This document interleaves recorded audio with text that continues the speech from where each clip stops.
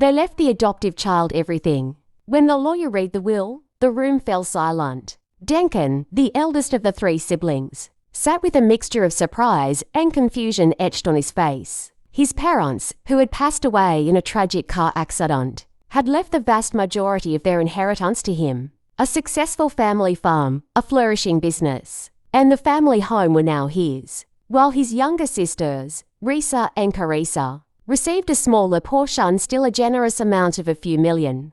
Risa and Carissa exchanged uneasy glances. The air was thick with resentment, though no words were spoken just yet. The sisters had always believed that, as blood heirs, they would receive equal shares. But now, with their brother holding the reins, jealousy simmered beneath the surface. A few weeks later, while going through his late parents' belongings, Duncan stumbled upon a secret that unravelled his world. Tucked away in a locked drawer was a letter. It was written in his mother's handwriting, explaining the truth he had never known. He was adopted. His parents had taken him in as a baby, raising him as their own without ever mentioning his true origins. Duncan was devastated, but also grateful for the life they had given him. He resolved to honour their wishes and manage the inheritance responsibly, as they must have trusted him to do.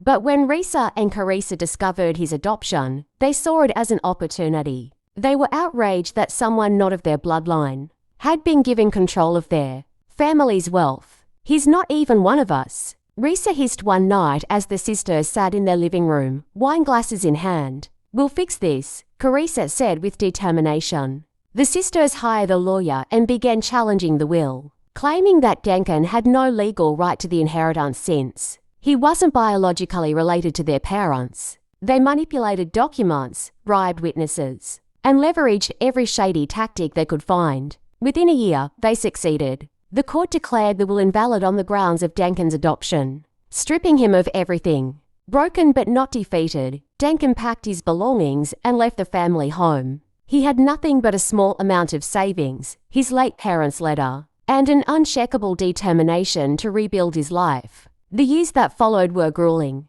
Duncan worked multiple jobs, saved every penny, and eventually started his own business, a small construction company. His work ethic and integrity earned him a reputation, and the business grew. Within a decade, Duncan Builders had become a household name, known for quality and trustworthiness. Meanwhile, Risa and Carissa squandered their inheritance. Lavish lifestyles, failed investments, and reckless spending left them penniless within a few years. Their once grand home was foreclosed, and their so-called friends disappeared. One rainy evening, Duncan received a call. It was Risa, her voice trembling with desperation. "Duncan, we're sorry. We need your help." Duncan listened in silence as she explained their predicament. They were homeless, jobless, and broken. "I forgave you both a long time ago," Duncan said calmly. "But forgiveness doesn't mean I want you back in my life." Risa began to cry. "Please, Duncan, we were wrong. You're our brother, no matter what."